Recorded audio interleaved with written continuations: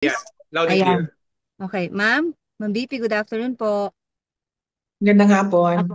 Ma'am, while you are there po, we'd like to ask lang, kumusta po ang OVP without you now, ma'am? How is it functioning po? Or kahit nandyan kayo, are you still working? Yes ma'am, opo. Okay lang po ang estado ng Office of the Vice President. Patuloy po kung ano man yung naiwan na mga projects sa maliit namin na budget. Ngayong taon na ito ay tumutuloy po siya. Daily po ang communication namin ng aming USEC at ASEC ng Office of the Vice President. And ito po ngayon, ginagamit ko na laptop, kakakuha ko lang para makapagtrabaho ako sa mga office work na kailangan namin at gawin yung mga meetings na kailangan ko gawin sa trabaho ko dyan sa Office of the Vice President. Alright. Ma'am, pasensya na ha. I hate to ask this pero may panawagan po ang palasyo na as Vice President, yet though they understand you as a daughter, a lawyer, pero bilang Vice President daw po, kayo rin ho ay meron din daw tungkulin sa mamamayang Pilipino. Kaya ang panawagan nila, ma'am, is umuwi ka na rin daw dapat dito para magampanan niyo po ang kanyang tungkulin. Ay, inyong tungkulin rather. Right, opo. I perfectly understand that. In fact, hindi ko naman din gusto talaga na magstay dito, no? Dahil ang mga anak ko, ang pamilya ko ay nandyan sa Pilipinas at ang trabaho ko ay nandyan sa Pilipinas. Pero as Vice President, may duty din ako sa isang kababayan natin, isang Filipino citizen who is held against his will dito sa ICC detention center. Tatay ko siya. Isipin na lang natin na Vice President ako at gumagawa ako ng paraan kung paano maibalik natin ang isang Filipino citizen sa ating bayan. At hindi ko nakakalimutan ang aking trabaho diyan sa Office of the Vice President. Araw-araw kami nag-uusap ng aking mga kasamahan. Iilan na lang naman po ang naiwan na projects dahil approximately 700 million yung budget namin dyan.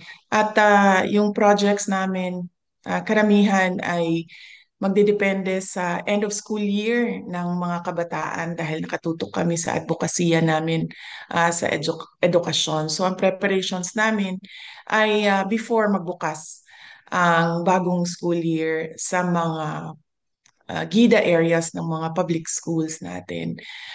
So, yes, multitasking ako. Nandito ako as Vice President, ginagawa ng paraan paano maibalik ang ating dating Pangulo sa ating bayan. Nagtatrabaho ako through our satellite offices, through our central office of the Vice President. Tuloy-tuloy ang serbisyo namin para sa bayan. At yes, wala po akong balak na tumira dito sa Netherlands. Hindi ko po gusto tumagal dito.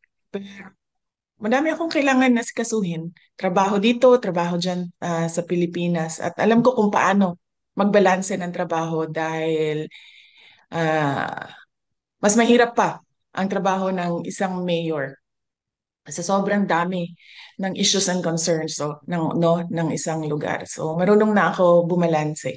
Alright. Maraming salamat po, VP. Okay. Next Salamat. question, Fred Mendoza, Manila Times.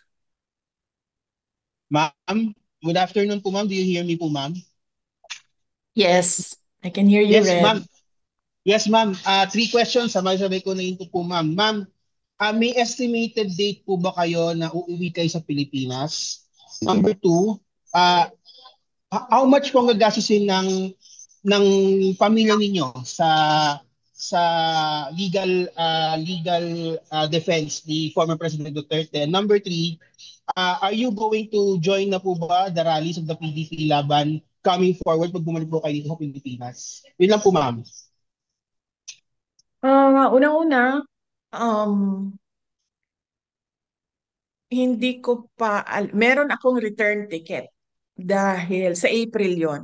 Dahil kailangan kasi required siya bago ka makaalis ay meron kang return ticket. So meron akong return ticket sa April. Hindi ko alam kung hanggang kailan ako dito sa totoo lang, dahil hindi pa nabuo yung legal team ni dating Pangulong Rodrigo Duterte. May obligasyon ako na buuin yung kanyang support group dito para merong tumutulong sa kanya na makalabas diyan sa ICC detention. Pangalawa, magkano ang gastos ng pamilya namin sa kaso ni Pangulong Rodrigo Duterte sa ICC? Sa ngayon ay wala kaming pinag-uusapan ng abogado, pero nagpahiwatig na ako sa kanya na kung pwedeng mag-apply ng legal aid dyan sa loob ng ICC. At patuloy naming pinag-uusapan ito. Kahapon may meeting kami, hindi namin na take up ang topic ng budget. Pero alam niya dahil ko na siya na malaki ang posibilidad na mag-apply kami ng legal aid at hindi ito privately funded case. Ang pangatlo is kung sasali ba ako sa kampanya ng PDP, senator candidates at sa mga guest candidates nila. Palagay ko naman hindi na kailangan ako sumama sa kampanya nila dahil alam na ng taong bayan at alam na ng buong bansa na kailangan nila baguhin ang muka ng ating gobyerno at alam nila na kailangan nilang iboto 10 doon sa mga kandidato na yon. Unang-una, yung mga kandidato ng PDP, Senator Bongo, Senator Bato de la Rosa, Attorney Hinlo, Attorney Bondok, Philip Salvador, and Vic meron pang Rodriguez, ma'am. isa. Vic Rodriguez, ma'am. Vic Vic Rodriguez. Rodriguez is a guest candidate of PDP. So meron pa tayong isang PDP senator. And meron tayong 4 na guest candidate. Si Attorney Vic Rodriguez, si Congressman Rodante Marcoleta, si Pastor Apollo Kibuloy, and si Dr. Richard Mata. So, hindi ko yun nga siguro ang dahilan kung bakit inalis or ginawa ng extraordinary rendition ang dating Pangulo dahil mukhang magba-block voting ang buong Pilipinas sa 10 senador. Okay po, ma'am. Thank you po, ma'am. Okay. Next question, Jason Rubrigo, SMNI. Jason?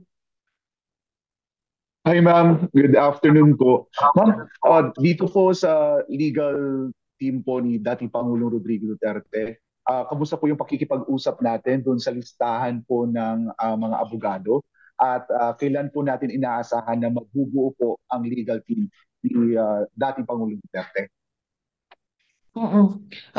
Mamayang gabi may darating na isang abogado, no?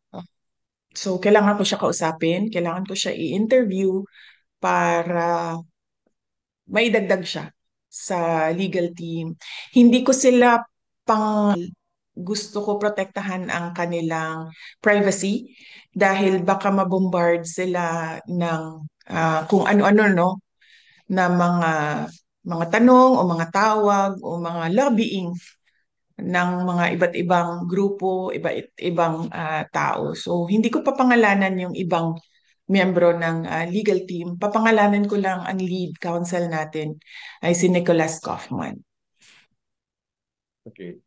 Ma'am, kanina po sa Senate hearing, you've said na gusto mong sumagot yung Armed Forces of the Philippines kung bakit nila pinayagan na mangyari ito kay Pangulong Duterte.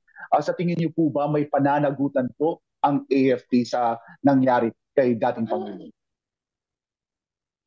Sa tingin ko ba may pananagutan? Yes, of course. Sa tingin ko ba pananagutin sila? Base sa sagot ng Secretary of Department of National Defense ay mukhang wala. Hindi sila pananagutin, pero yes, sa tingin ko may pananagutan sila. Dahil ang military, ang protector of the states and national sovereignty. At dagdag pa doon, merong isang unit dyan sa loob ng Armed Forces of the Philippines, itong Presidential Security Command, o dating tawag natin ay Presidential Security Group, masikat sila sa pangalang PSG. Ang trabaho nila ay magprotekta ng mga dating Pangulo.